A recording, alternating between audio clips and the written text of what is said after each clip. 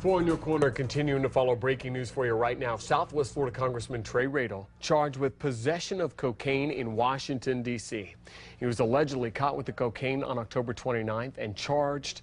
He will be arraigned in court tomorrow morning on these charges. Congressman Radel issuing a statement tonight saying in part, "I am profoundly sorry to let down my family, particularly my wife and son and the people of Southwest Florida. I struggle with the disease of alcoholism, and this led to an extremely irresponsible choice. As the father of a young son and husband to a loving wife, I need to get help so I can be a better man for both of them."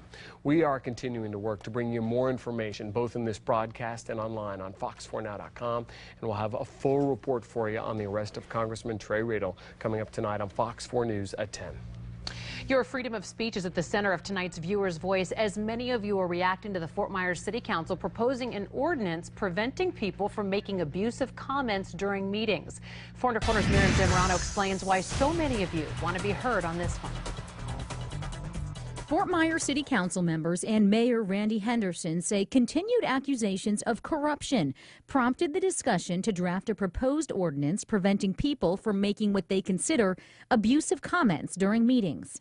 The topic, brought up during Monday's swearing-in of Mayor Henderson, traces back to specific accusations from political activist Anthony Thomas.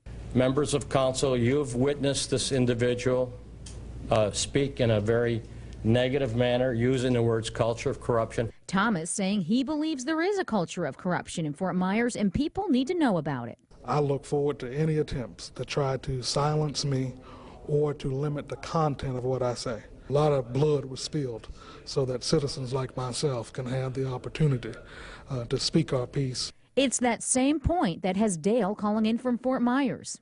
It's called the First Amendment, freedom of speech. I, as a veteran, gave every single person the right to voice their speech without fear of persecution. Another viewer practicing his freedom of speech on the issue. They work for us. They represent us.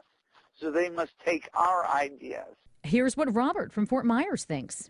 So if they don't want to hear these comments, they need to find another line of work, plain and simple. Eric voicing his concern with the possible proposed ordinance. Now, I don't agree with abusiveness, but anything can be said to them, period. It's part of our freedom of speech. Stephanie chiming in on Facebook, posting, "I have mixed feelings, certain cuss words or racial words, but not words like corrupt." Miriam Zamorano, Fox 4, In Your Corner. And we still want to hear your opinion anytime when you call or text us, 239-206, Fox 4.